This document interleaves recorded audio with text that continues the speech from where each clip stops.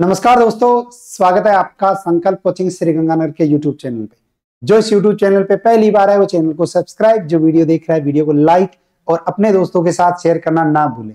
आपको इस YouTube channel पे क्लास मिलती है जिसमें मात्र 10 क्वेश्चन 15 मिनट में करवाए जाते हैं। रोजाना ये क्लास लगाते रहिए। जैसे महीना कंप्लीट होगा, महीना कंप्लीट होते ही मार्केट में आपको बुक मिल जाएगी। इसके अलावा ग्रेड 2 शिक्षक भर्ती 9 जनवरी से बैच प्रारंभ होने जा रहा है।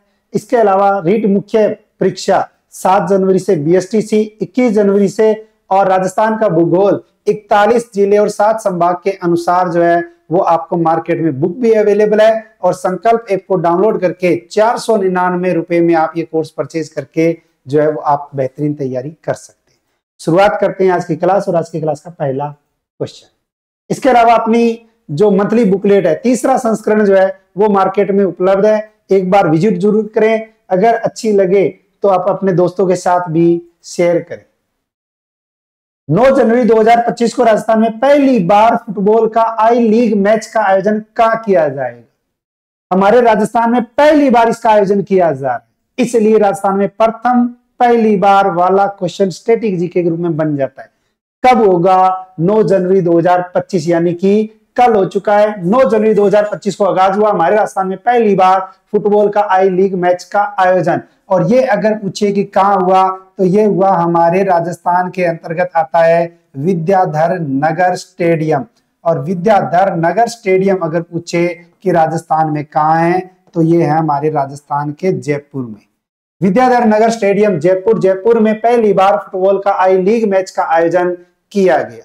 आईपीएल की तर्ज पर राजस्थान में पहली बार फुटबॉल का आई लीग मैच का आयोजन विद्याधर नगर स्टेडियम। और इस आई लीग फुटबॉल प्रतियोगिता का आयोजन 9 जनवरी 2025 को और मेजबान राजस्थान यूनाइटेड फुटबॉल और स्पोर्टिंग क्लब बेंगलुरु की टीम के बीच मैच हुआ। तो राजस्थान यूनाइटेड फुटबॉल और स्पोर्टिंग क्लब और बेंगलुरु की टीम के मध्य मैच हुआ है विद्याधर नगर स्टेडियम में। जनवरी से लेकर मार्च तक 12 मैच खेले जाएंगे। तो अगर पूछे कि राजस्थान में पहली बार फुटबॉल का आई लीग मैच का आयोजन कब? 9 जनवरी 2025 को कहां हुआ? विद्याधर नगर स्टेडियम के अंतर्गत हुआ। नेक्स्ट, 8 जनवरी 2025 को भारतीय मानक ब्यूरो के 78वें स्थापना दिवस। तो भारतीय मानक ब्यूरो का स्थापना दिवस कब मनाया जाता है? 8 जनवरी को मनाया जाता है। भारतीय मानक ब्यूरो का कौन सा स्थापना दिवस 8 जनवरी 2025 को मनाया गया?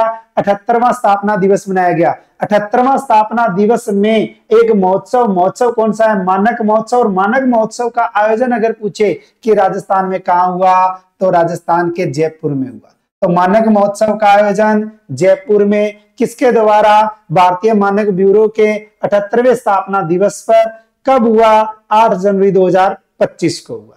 तो भारतीय मानक ब्यूरो के 78वें स्थापना दिवस के अवसर पर 8 जनवरी 2025 को जयपुर में मानक महोत्सव का आयोजन किया गया। इस आयोजन में उपभोक्ता मामलों के मंत्री, तो राजस्थान में उपभोक्ता मामलों के मंत्री कौन है? सुमित गोदारा है। तो उपभोक्ता मामलों के मंत्री कौन है? सुमित गोदारा। इन्होंने मुख्य अतिथि के रूप में शिरकत की। कार्यक्रम का उद्देश्य उत्पादों के मानकीकरण को बढ़ावा देना और उपभोक्ताओं को उच्च गुणवत्ता की सेवाएं प्रदान करना है। अगर पूछे कि भारतीय मानक ब्यूरो की स्थापना कब हुई थी तो 1947 में। 1947 में भी कब हुई थी? 8 जनवरी 1947 को। 8 जनवरी 2025 को 78वां स्थापना दिवस भारतीय मानक ब्यूरो का कौन सा महोत्सव? मानक महोत्सव। कहां मनाया गया? जयपुर में मनाया गया। तो भारतीय मानक ब्यूरो का कौन सा स्थापना दिवस 78वां कब मनाया गया? 8 जनवरी 2025 को। कौन सा महोत्सव? मानक महोत्सव। कहां मनाया गया? जयपुर में। उपभोक्ता मामलों के मंत्री कौन है? सुमित गोदारा है। स्थापना पूछे तो 1947। नेक्स्ट, 8 जनवरी 2025 को जयपुर में होने वाले 5 दिवसीय राज्य स्तरीय युवा महोत्सव का शुभारंभ किसने किया? 8 जनवरी 2025 को जयपुर से शुभारंभ हुआ है। तो शुभारंभ तो हुआ है 8 जनवरी 2025 को। शुभारंभ अगर पूछे किसने किया तो हमारे राजस्थान के अंतर्गत एक व्यक्ति जिसका नाम आता है राज्यवर्धन सिंह राठौड़। राज्यवर्धन सिंह राठौड़ ने राजस्थान में होने वाले 5 दिवसीय राज्य स्तरीय युवा महोत्सव का क्या किया है? शुभारंभ किया है। तो राज्य स्तरीय युवा महोत्सव का शुभारंभ कब हुआ? 8 जनवरी 2025 को। किसने किया? राजस्थान में राज्यवर्धन सिंह राठौड़ ने किया। जयपुर के एमएसएस स्टेडियम में, सवाई मानसिंह स्टेडियम में राजस्थान यूथ बोर्ड द्वारा आयोजित किए जा रहे 5 दिवसीय राज्य स्तरीय युवा महोत्सव के उद्घाटन समारोह में कर्नल राज्यवर्धन सिंह राठौड़ मुख्य अतिथि थे।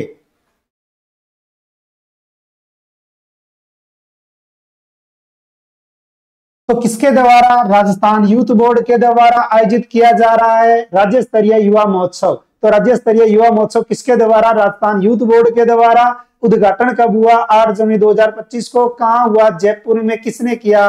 राज्यवर्धन सिंह राठौड़ ने किया। नेक्स्ट, राजस्थान में 16वीं विधानसभा का तीसरा सत्र कब से शुरू होगा? तो 16वीं विधानसभा का तीसरा सत्र अगर पूछे कब शुरू होगा तो ये शुरू होगा 31 जनवरी 2025 को। तो कौन सी विधानसभा? 16वीं विधानसभा। कौन सा सत्र? तीसरा सत्र। कब शुरू होगा? 31 जनवरी 2025 को। और ये सुनना जरूर, इस सत्र में आपको बहुत कुछ सुनने को मिलेगा।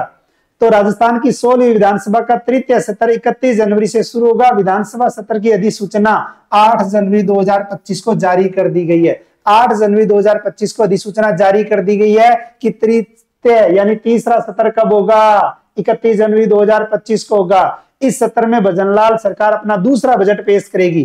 पहला बजट पेश किया जा चुका है। पहले आया लेखानुदान बजट 8 फरवरी 2024 को, फिर आया पूर्णकालिक बजट 10 जुलाई 2024 को। अब दूसरा बजट आएगा और दूसरा बजट जो है वो पेश किया जाएगा और सत्र के पहले दिन राज्यपाल का होगा अभिभाषण और राज्यपाल है हरिभाऊ बांगड़े और इनका पहला अभिभाषण होगा। तो राजस्थान का राज्यपाल हैं हरिभाऊ बांगड़े और इनका अभिभाषण आपको जो है सुनने को मिलेगा। जिले कम करने, पहले तो सरकार ने जिले बढ़ा दिए, फिर जिले कम कर दिए। इसके अलावा अंग्रेजी स्कूलों की समीक्षा को लेकर अभी वर्तमान में सबसे ज्यादा मुद्दा चल रहा है। इसके अलावा कई मुद्दों पर विपक्ष सरकार को घेरने की रणनीति बना रही है। वहीं भाजपा ने पिछली कांग्रेस सरकार के समय मुद्दों को एकत्रित करना शुरू कर दिया है। खूब घमासान होने वाला है। देखते हैं कौन जीतता है।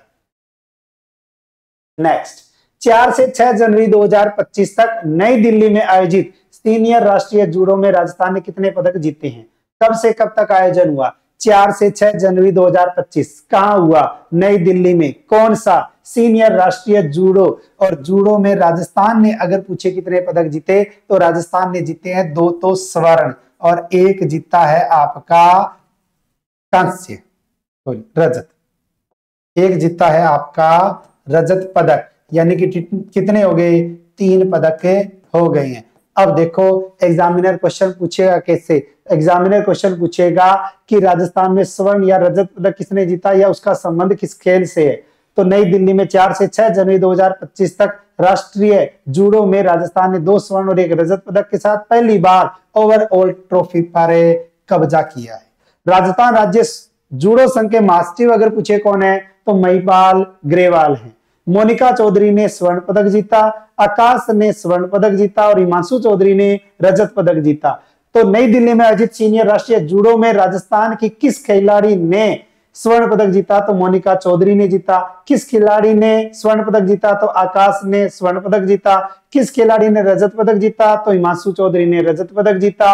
अगर पूछे कि राजस्थान राज्य जूडो संघ के महासचिव कौन है तो महिपाल ग्रेवाल हैं। आयोजन हुआ 4 से 6 जनवरी 2025 नई दिल्ली में और सीनियर राष्ट्रीय जूडो में राजस्थान ने ओवरऑल ट्रॉफी पर क्या किया? कब्जा किया। नेक्स्ट, उदयपुर के किस एयरपोर्ट पर देश का पहला चिल्ड्रन पार्क तैयार किया गया है? बताओ। बच्चों के लिए खेलने के लिए पार्क ही बना दिया और ये हमारे राजस्थान का नहीं बल्कि देश का पहला चिल्ड्रन पार्क है। और लेकिन ये स्थापना कहाँ किया गया है? बनाया कहाँ गया है? उदयपुर में। यानी कि राजस्थान के अंतर्गत राजस्थान का उदयपुर जिला और उदयपुर जिले में आता है आपका एक एयरपोर्ट। उदयपुर का जब भी नाम आए समझ लेना महाराणा प्रताप एयरपोर्ट। तो राजस्थान के अंतर्गत महाराणा प्रताप एयरपोर्ट कहाँ है? उदयपुर में। और इस एयरपोर्ट पर देश का पहला चिल्ड्रन पार्क तैयार किया गया। दबोक स्थित महाराणा प्रताप एयरपोर्ट पर 3 साल से कम उम्र के बच्चों के लिए बाल चौपाल क्षेत्र विकसित किया गया है। तो कितने वर्ष के बच्चों के लिए बाल चौपाल? 3 साल से कम बच्चों के लिए तो बाल चौपाल के जरिए एयरपोर्ट पर आने जाने वाले लोग फ्लाइट के आने के इंतजार के दौरान बच्चों को इस जगह आराम से गेम खेला सकते हैं। केवल बच्चों के लिए इस तरह का क्षेत्र विकसित करने वाला उदयपुर एयरपोर्ट और अथॉरिटी ऑफ इंडिया का पहला एयरपोर्ट बना है। तो अगर पूछे कि देश का पहला चिल्ड्रन पार्क किस एयरपोर्ट में, महाराणा प्रताप एयरपोर्ट। लो जी, 11 योजनाओं के नाम बदल दिए, बदलते रहो, हर रोज एकाध योजना एकाध अपडेट मिलता ही रहता है। एक और योजना का नाम बदल दिया, राज्य में महिला अधिकारिता विभाग की आईएम शक्ति उड़ान योजना का नाम बदलकर क्या रख दिया गया है। बताओ, योजना का नाम बदलने से क्या होता है? बेरोजगारी को दूर करो, बच्चों को अच्छी शिक्षा देने की बात करो, नौकरियां निकालो। 1 साल में 1 लाख नौकरियां निकालने का वादा कर रहे हो, अरे नौकरियां आ कितनी रही है, बेरोजगारी कितनी बढ़ रही है, राज्य में नशा कितना बढ़ रहा है, उस पे ध्यान दो। नाम बदलने से क्या होगा? बच्चों को तो वैसे 41 जिले बड़ी मुश्किल से याद करने हो रहे हैं, पहले बड़ी मुश्किल से 33 से 50, अब वापस 41 पे लाके छोड़ दिया। भला करे अब मत बदल देना, कोई 2-4 कम या ज्यादा मत कर देना। तो कालीबाई भील उड़ान योजना, कालीबाई भील उड़ान योजना जून 1947 की बात है। जून 1947 में रास्तापाल डूंगरपुर कांड हुआ था, और रास्तापाल डूंगरपुर कांड का संबंध अगर पूछे किससे है तो कालीबाई भील से है। और उड़ान योजना का नाम बदलकर किसके नाम पर कर दिया है? कालीबाई भील उड़ान योजना कर दिया है। और इसका स्वस्थ नारी प्राथमिकता हमारी, ये आपका लोगो क्या रहता है? इंपॉर्टेंट रहता है या इंपॉर्टेंट रहेगा।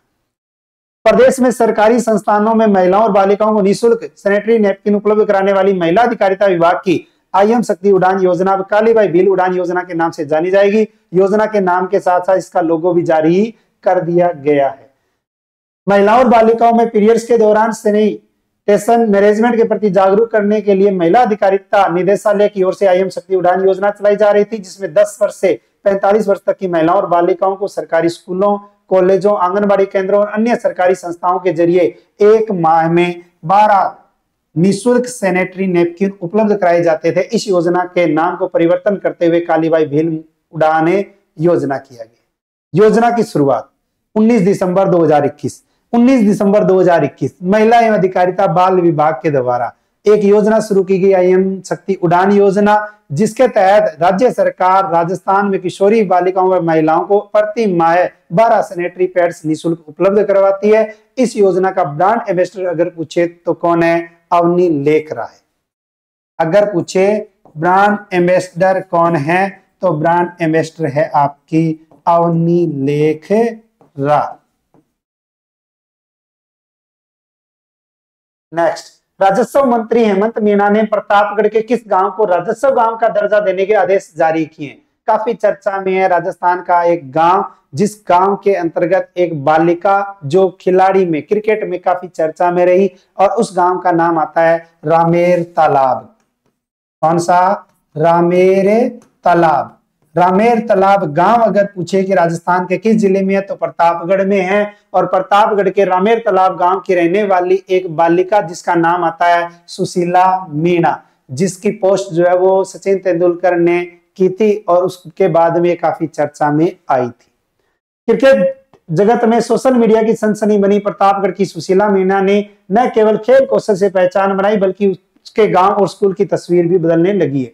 दारियाबाद तहसील के रामेर तालाब गांव को राजस्व मंत्री ने राजस्व गांव का दर्जा देने के आदेश जारी किए हैं। और अगर पूछे कि सुशीला मीणा को किसने गोद लिया है तो राजस्थान क्रिकेट एसोसिएशन ने गोद लेने की घोषणा की। तो सुशीला मीणा को किसने गोद लिया है? राजस्थान क्रिकेट एसोसिएशन ने। सुशीला मीणा का संबंध किस गांव से है? रामेर तालाब गांव से। किस जिले में है? प्रतापगढ़ में। और प्रतापगढ़ के किस जिले को राजस्व गांव का दर्जा देने के आदेश जारी किए हैं? रामेर तालाब गांव को। अब ये गांव काफी विकसित होगा। नेक्स्ट, राजस्थान के किस जिले में स्थित टाइगर रिजर्व में जयपुर के जालाना लेपर्ड सफारी की तर्ज पर लेपर्ड सफारी की शुरुआत होगी? तो जयपुर में जालाना में लेपर्ड सफारी, उसी की तर्ज पर राजस्थान में एक टाइगर रिजर्व है, उस टाइगर रिजर्व में क्या किया जाएगा? लेपर्ड सफारी शुरू की जाएगी। तो हमारे राजस्थान के अंतर्गत एक आता है जिला आता है आपका बूंदी जिला, और बूंदी जिले में आता है आपका Ramgarh tiger reserve. Ramgarh tiger reserve कहाँ है? बूंदी जिले में। और बूंदी के रामगढ़ टाइगर रिजर्व में पर्यटकों को लेपर्ड सफारी के लिए 22 किलोमीटर लंबा ट्रैक तैयार किया गया। इसके लिए टाइगर रिजर्व प्रबंधन ने जंगल में पैंथर के हैबिटेट वाले एरिया को चिन्हित किया है। यह ट्रैक तारागढ़ से ऊपरी हिस्से से टीवी टावर से सूर्य छतरी, अंधेरी छतरी, डोबरा, महादेव, फूलसागर एरिया तक है। तो राजस्थान के किस टाइगर रिजर्व में लेपर्ड सफारी की शुरुआत बूंदी के रामगढ़ टाइगर रिजर्व में होगी। ठीक है ना, तो ये आपके जियोग्राफी से जुड़े हुए टॉपिक आते हैं। जयपुर में आयोजित 41वीं एनटीपीसी सब जूनियर राष्ट्रीय तीरंदाजी प्रतियोगिता में राजस्थान की टीम ने टीम इवेंट में कौन सा पदक जीता। 41वीं एनटीपीसी सब जूनियर राष्ट्रीय तीरंदाजी प्रतियोगिता का आयोजन कहां हुआ? जयपुर में हुआ। जयपुर में आयोजित 41वीं एनटीपीसी सब जूनियर राष्ट्रीय तीरंदाजी प्रतियोगिता में राजस्थान की टीम ने टीम इवेंट में अगर पूछे कौन सा पदक जीता तो कांस्य पदक जीता है। और इसके अलावा एक अन्य क्वेश्चन आता है कि 41वीं एनटीपीसी राष्ट्रीय तीरंदाजी प्रतियोगिता में राजस्थान के किस खिलाड़ी ने स्वर्ण पदक जीता? तो राजस्थान के दिवांश ने स्वर्ण पदक जीता। दिवांश सिंह का संबंध अगर पूछे किससे है तो तीरंदाजी से। कंपाउंड पुरुष वर्ग की टीम ने अगर पूछे कौन सा पदक जीता तो कांस्य पदक जीता। कल आपसे क्वेश्चन पूछा गया था, राज्य विधिक सेवा प्राधिकरण को 1 करोड़ का डोनेशन देने वाले जसराज चोपड़ा का संबंध किस घटना से है? तो मेहरानगढ़ घटना से। काफी चर्चा में रहा था ये मुद्दा। इसके अलावा आपके लिए क्वेश्चन फॉर यू के तहत क्वेश्चन है, अहमदाबाद में संपन्न हुई ISKU इंटरनेशनल कराटे कप 2024 में किस जिले की अश्लेषा शर्मा ने रजत पदक जीता? पहले ये करवा चुका हूं, देखते हैं किन किन को ये आंसर आता है। अगर ये क्लास आपको अच्छी लगती है, अगर आप चाहते हो कि ये क्लासें आपके साथी सहपाठी तक मिले, हर पढ़ने वाले स्टूडेंट विद्यार्थी को मिले, तो इस क्लास का स्टेटस आप व्हाट्सएप स्टेटस में लगाया करें। इसके अलावा इस क्लास की यूट्यूब लिंक का जो अगर आपके पास स्टडी ग्रुप है, अगर आपके पास टेलीग्राम चैनल है, या आप अपने दोस्तों के साथ जो है वो शेयर करेंगे।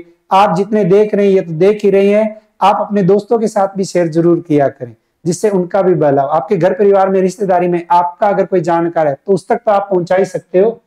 ठीक है ना। तो इसके अलावा लाइव फ्रॉम स्टूडियो बैच घर बैठे बेहतरीन तैयारी करने के लिए आज डाउनलोड कीजिए संकल्प ऐप। और इसके अलावा अगर आप 41 जिले और 7 संभाग के अनुसार नई जियोग्राफी, हिस्ट्री, कल्चर, राज्य व्यवस्था पढ़ना चाहते हैं तो मार्केट में ये किताबें अवेलेबल है। इसके अलावा रोजाना अपनी क्लास लगाते रहिए, जैसे महीना कंप्लीट होगा, कंप्लीट होते ही मार्केट में आपको बुक मिल जाएगी। इस 7/15 के बाद में एक 7:40 पे एक और क्लास लगती है, और वो लगती है इंडिया और वर्ल्ड करंट जीके की। अगर आप ग्राम विकास अधिकारी, पटवारी, SI, RAS, फर्स्ट ग्रेड इन सब की तैयारी कर रहे हैं तो आपको वो भी क्लास रोजाना लगानी है। उसमें भी डेली 10 क्वेश्चन और मात्र 15 मिनट। तो मिलते हैं कल नए क्वेश्चनों के साथ, तब तक जय हिंद, जय भारत, नमस्कार।